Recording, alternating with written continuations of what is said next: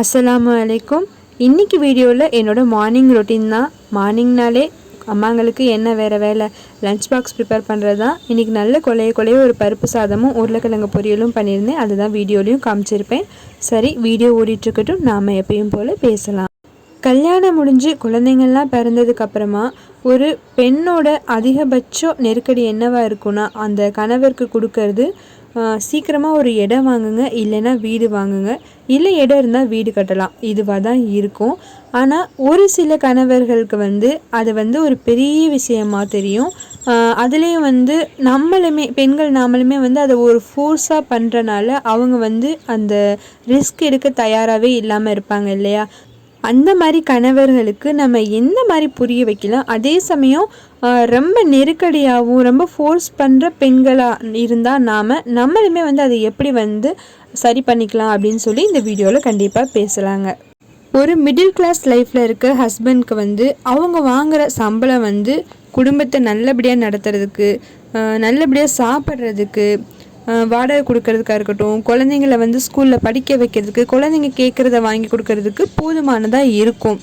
ஆனால் ஒரு வீடு கட்டணும், இடம் வாங்கணும் அப்படிங்கிறப்ப அவங்க எக்ஸ்ட்ராவாக லோன் போடுற மாதிரி இருக்கும். அதுக்கு எக்ஸ்ட்ராவாக கொஞ்சம் ஒர்க் பண்ணணும், எக்ஸ்ட்ராவாக ஏர்னிங்ஸ் பண்ணணும். அது அவங்களுக்கு ஒரு பயமாக தான் இருக்கும். கண்டிப்பாக லோன் போட்டுட்டோன்னா நமக்கு மாத சம்பளத்தில் ஒரு தொகை அதுக்குன்னு போயிடும். அப்போ நம்ம செலவுக்கு கையில் காசு இருக்காது, கையை கடிக்கிற மாதிரி இருக்கும்.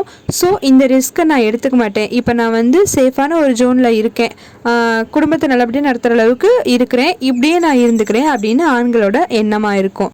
ஆனால் பெண்கள் நாம் என்ன நினைப்போன்னா, கல்யாணம், அடுத்து குழந்தைங்க, ஃபைனலாக ஒரு சொந்த வீடுங்கிறது தான் நம்மளோட குடும்பத்தை ஒரு ஃபுல்ஃபில் பண்ணக்கூடிய ஒரு விஷயம் அப்படின்னு நாம் நினைப்போம். அது ஒரு வகையில் கண்டிப்பாக நியாயமானது தான். இன்னும் சொல்ல போனால் நம்ம ஹஸ்பண்ட் ஒய்ஃப் ரெண்டு பேருக்குமே ஓடி ஓடி சம்பாதிக்கிறது அப்படிங்கிறது இந்த இளமை கொஞ்ச காலம்தான். ஒரு 40-45 வயசுக்கு மேலே ஆயிடுச்சுன்னா ரொம்பலாம் ஓடி சம்பாதிக்க முடியாது. அப்போ வீடு கட்டுறதுங்கிறது ரொம்பவே ஒரு கஷ்டமாயிடும். அதனால பெண்கள் நம்ம என்ன பண்ண ஆரம்பிச்சிருவோம்னா, 30 வயசு கிட்ட வந்தோட்டே ஹஸ்பண்ட்க்கு ரொம்ப நெருக்கடி கொடுக்க ஆரம்பிச்சிருவோம். அவங்க நான் ஒரு சேஃப்டியான இடத்துல இருக்கேன்ப்பா அப்படின்னு நினைப்பாங்க. ஆனால் நம்ம நம்மளோட எண்ணம் நியாயமானதாக இருந்தாலுமே அதை அவங்க புரிஞ்சுக்க மாட்டேங்கிறாங்களேங்கிறது புரிய வைக்கிறதுக்கு முயற்சி பண்ணாமல் நம்ம அதை ஃபோர்ஸ் தான் பண்ணுவோம்.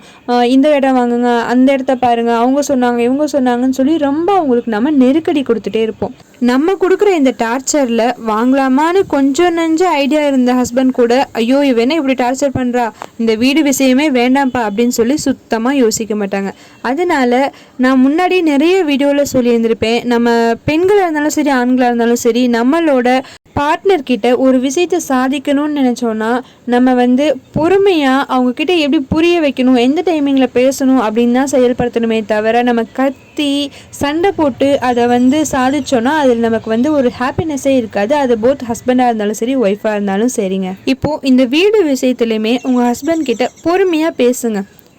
ஒரு நல்ல டைமிங்னு ஒன்று இருக்கும் இல்லையா? உங்கள் ஹஸ்பண்ட் ஒரு நல்ல மனநிலையில் இருக்கப்போ, உங்கள் சூழ்நிலையுமே ஒரு நல்ல டைமிங்காக இருக்கப்போ பொறுமையாக உங்களுக்குன்னு ஒரு பர்சனல் டைம் கிடைக்கும்ல, அப்போ பேசுங்க.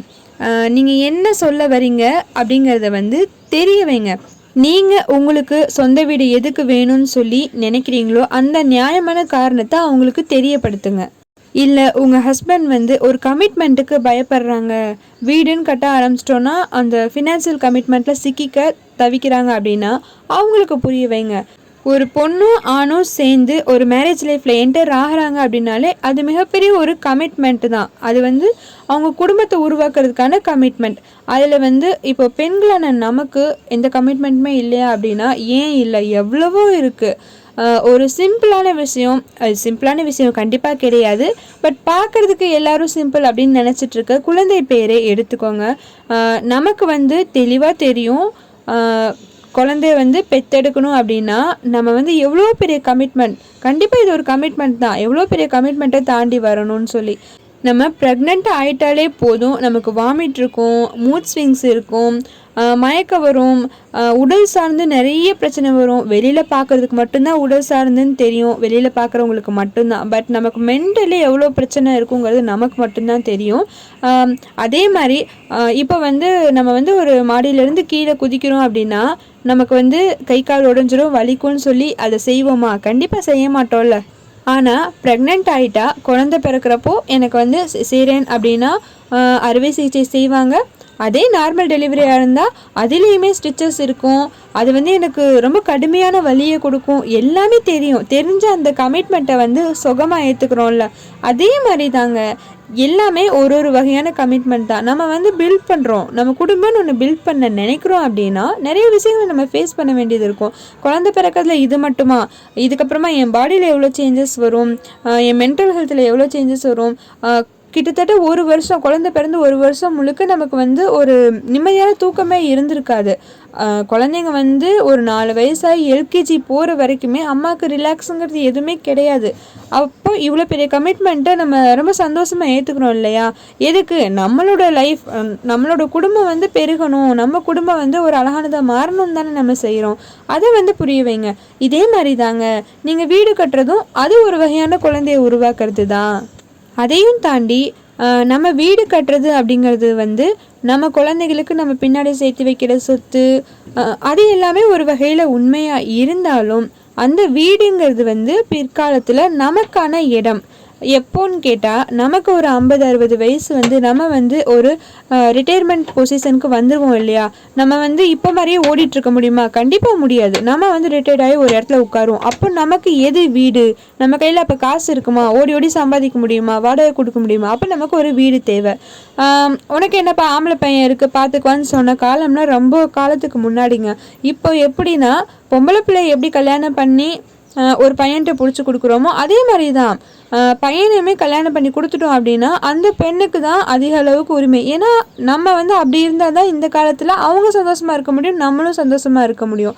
அவங்க லைஃப்பை அவங்க பார்க்கட்டும். அதுக்காண்டி துரத்தி விட்டணும் அப்படி சொல்லலை, கூட இருக்கிறவங்க தாராளமாக வச்சுக்கலாம்.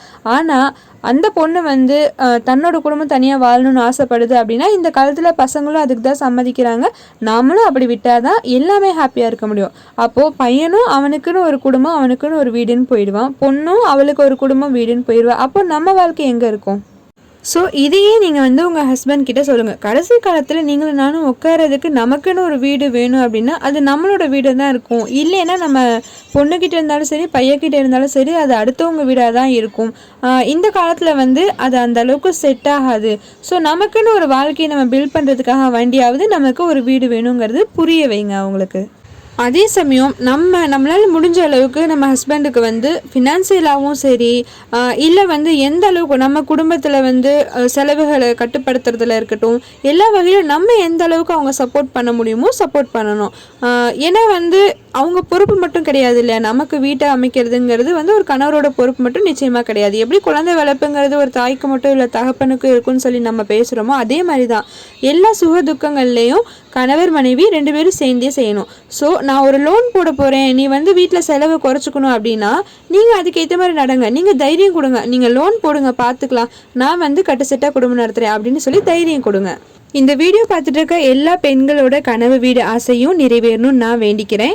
நீங்கள் உங்களோட கருத்தை கமெண்ட்டில் தெரியப்படுத்துங்க. அப்புறம் முக்கியமாக எங்கடி என் வீட்டுக்காருக்கு சொன்னால் புரியவே மாட்டேங்குதுன்னு புலம்பிட்டு இருக்க உங்கள் ஃப்ரெண்ட்ஸ் இல்லை சிஸ்டர்ஸ்க்கு இந்த வீடியோ அனுப்பிச்சு மறக்காமல் பாரு அப்படின்னு சொல்லுங்கள். இன்னொரு பயனுள்ள வீடியோவுடன் காரிகை மேதினியில் மீண்டும் சந்திக்கலாம்.